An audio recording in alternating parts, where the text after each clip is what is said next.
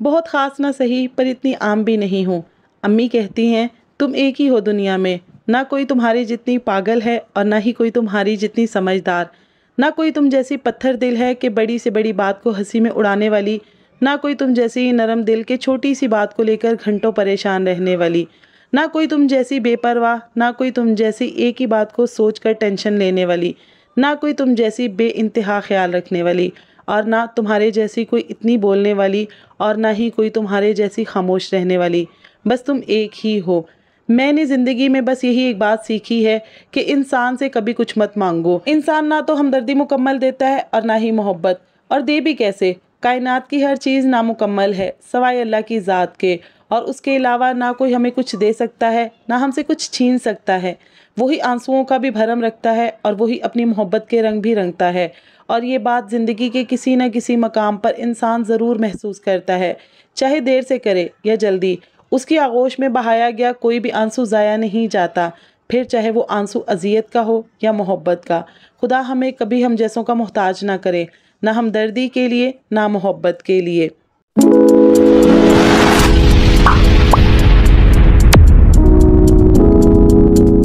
अस्सलाम वालेकुम, welcome back to my channel. कैसे हैं आप सब? उम्मीद करती हूँ खैरियत से होंगे, जहाँ होंगे हिफ्ज़-ओ-अमान के साथ होंगे। मैं भी अल्लाह का शुक्र है बिल्कुल ठीक हूँ आपकी दुआ से। मेरी सोनी सोनी सहेलियों, गांव पहुँचने के बाद मैं पूरा दिन रेस्ट करती रही हूँ। बस में नींद ख़राब होने की वजह से पूरा दिन मुझे बार बार नींद आती रही है। कभी नानापू के पास जाकर बैठ जाती थी, उनसे बातें करना शुरू हो जाती थी। तो गाँव में आज मेरा सेकेंड डे था और नाश्ते के नाम पर मैं अपनी डाइट का बैंड बजा रही थी। नाश्ता करके जब मैं रूम में आई तो अम्मी की सारी सहेलियाँ इकट्ठी हुई थी। जैसे उनको पता चला कि अम्मी आई हुई है, मेरी खाला लोग आई हुई हैं, तो उनकी बचपन की सहेलियाँ हम जोलियाँ उनसे मिलने के लिए आ गई थी। पहले तो मैं उन लोगों की बातें सुनती रही, लेकिन मुझे उन लोगों की बातों की समझ में नहीं आ रही थी। कोई अपने खानदान के किस्से सुना रहा था, कोई अपने बचपन की कहानियां सुना रहा था। तो फिर मैं दोबारा सोने के लिए यहाँ पे रूम में आ गई थी। अभी मैं रूम का ही जायजा ले रही थी, पीछे से मेरी कजन आ गई कि सोने की अब कोई जरूरत नहीं है, अगर तुम गाँव गलती से आ ही गई हो ना तो चलो चलते हैं, आड़ू खाकर आते हैं। यहाँ पर मैं कजन के साथ उनके आड़ुओं के बाग में आ गई थी, लेकिन यहाँ पर आकर मुझे पता चला कि मेरी कजन का दिमाग फुल सोया हुआ है। तो उनके बाग के बाहर जो गेट लगा हुआ है उसकी कीज वो घर पर भूल कर आ गई थी। फिर यहाँ पर खड़े सभी एक दूसरों को कह रहे थे कि आप वापस चले जाओ, जाकर ले आओ, आप वापस चले जाओ, जाकर ले आओ। बड़े मियाँ तो बड़े मियाँ, छोटे मियाँ सुभान अल्लाह। यहाँ पे बच्चे भी की लेने के लिए वापस नहीं जा रहे थे। मैं समझ रही थी हमारे टीट पटोड़े बिगड़े हुए, यहाँ पे तो आवे का आवा ही बिगड़ा हुआ था। मेरी कजन ने अपनी स्पाइडरमैन बेटी को दीवार के ऊपर चढ़ाया कि तुम यहाँ से फलांग कर अंदर जाओ और बड़ा गेट जाकर खोल दो, हम वहां से एंटर हो जाएंगे। और कसमें मुझे यहाँ पे बहुत ज्यादा डर लग रहा था कि बच्ची गिरी ना जाए, और इसको देख देख के मुझे अपना बचपन भी याद आ रहा था। मुझे बचपन में अम्मी जब भी कोई काम कहती थी ना कि साथ वालों के घर में ये चीज दे आओ या उनको से ये चीज लेकर आ जाओ, मैं कभी भी दरवाजे का इस्तेमाल नहीं करती होती थी। मैं छत पे जाके ना दीवारें फलांग के लोगों के घर जाया करती होती थी, और इसी चक्कर में कितनी दफा मेरे गोडे गिटे छिल भी जाया करते थे। लेकिन फिर भी भाई मैं बहुत ज़्यादा ढीठ थी, हार तो बिल्कुल भी नहीं मानती थी।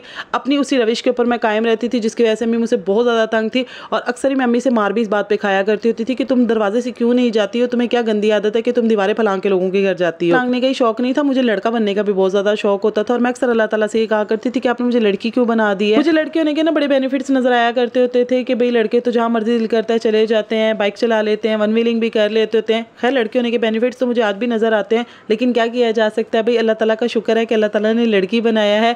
अल्लाह ताला का हर हाल में शुक्र अदा करना चाहिए।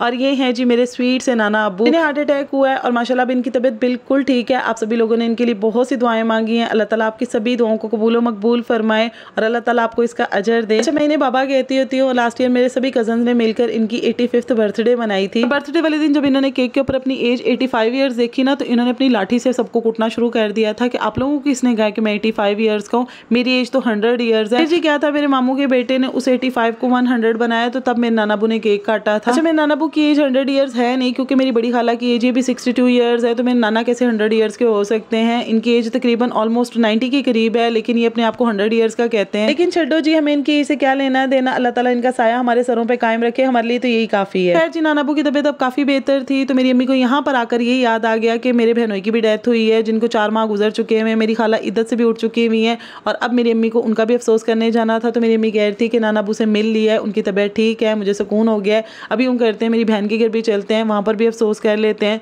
तो यहाँ पर जी हम लोगों ने नानाबू से रुखसत ली। नानाबू कह रहे थे कि तुम लोगों को टाटा बाय बाय होने की कोई ज़रूरत नहीं है, वापसी से यहीं से होकर जाना है, जाकर अपनी खाला से मिल के आओ। 1 दिन 2 दिन जितने उनके साथ गुजारने हैं गुजार लो, लेकिन वापसी भी तुम लोगों ने यहीं से होकर जाना है।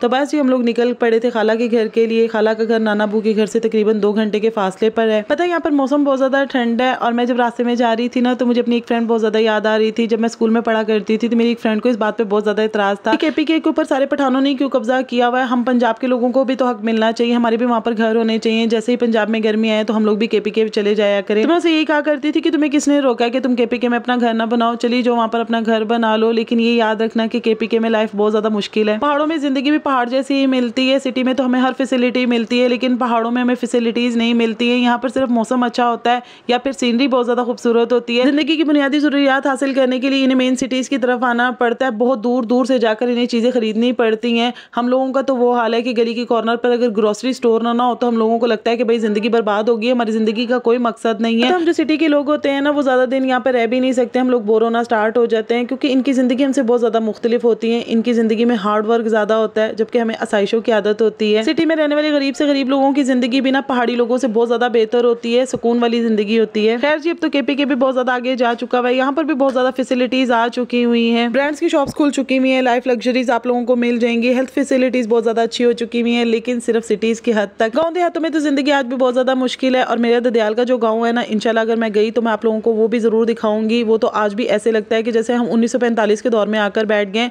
यानी कि वहां पर तो तरक्की नाम की कोई चीज ही नहीं है। लोग आज भी बहुत ज्यादा सादा जिंदगी गुजार रहे हैं। उन बेचारों को कभी हॉस्पिटल भी जाना पड़ जाए ना तो 3 से 4 घंटे का रास्ता तय करके वो हॉस्पिटल जाते हैं। लाइफ लग्जरीज क्या होती है उनको बिल्कुल भी नहीं पता, यानी कि वो इतने ज्यादा सादा लोग हैं, इतने प्योर हार्टेड लोग हैं। तो खैर जी अगर आपकी बाजी लूर लूर फिरती हुई अपने ददियाली गाँव पहुंच गई तो जरूर आपको अपना ददियाली गाँव भी दिखाएगी। अच्छा यहाँ पर वॉइस ओवर करते हुए मुझे मेरी एक सब्सक्राइबर है महनूर अब्दुल्ला, वो याद आ गई। वो अक्सर मुझे कमेंट करती हैं कि आपकी वीडियो क्वालिटी अच्छी नहीं होती है, तो मैं तो जब भी वीडियो बना रही होती हूँ ना यकीन कर उस पर मैं कोई 70 फिल्टर लगाती हूँ कि चलिए मेरी वीडियो क्वालिटी अच्छी आ जाए, पता नहीं क्यों अच्छी नहीं आ रही है। तो आप मेरी इस खाने की वीडियो को ही देख लेंगे। जैसे हम खाला के घर पहुंचे तो मेरी खाला ने हमारे लिए इशला बनाई थी और साथ में चाय बनाई थी। अच्छा ये जो रोटी आप लोगों को नजर आ रही है ना, हम पठानों में इसको इशला बोला जाता है। अब आप लोगों की जुबान में इसको क्या बोला जाता है मुझे मालूम नहीं है, लेकिन मैं जैसे जैसे इसको खाती जा रही थी मैं अपनी खाला को ये कह रही थी कि खाला मेरी डाइट का बैंड बज गया है, ये आपने मेरे सामने क्यों बना के रख दिया है। तो ये खाना खाने के बाद मैंने फिर पीछे कावा अपने लिए बनवा लिया था। खैर मैं वीडियो क्वालिटी पर बात कर रही थी कि जो क्लिप्स मैं आप लोगों के साथ शेयर कर रही हूँ ना इनके ऊपर मैंने बहुत ज्यादा फिल्टर्स यूज किए हैं, लेकिन उसके बावजूद भी अगर वीडियो क्वालिटी अच्छी नहीं आ रही है तो इसमें मेरा कोई कसूर नहीं है। मेरे को माड़ा कैमरा है, मैं की कर सकती हूँ। हालांकि मोबाइल खरीदते वक्त मैंने कैमरे का बहुत ज्यादा ख्याल रखा था, लेकिन पता नहीं मेरे कैमरे को क्या हो गया है।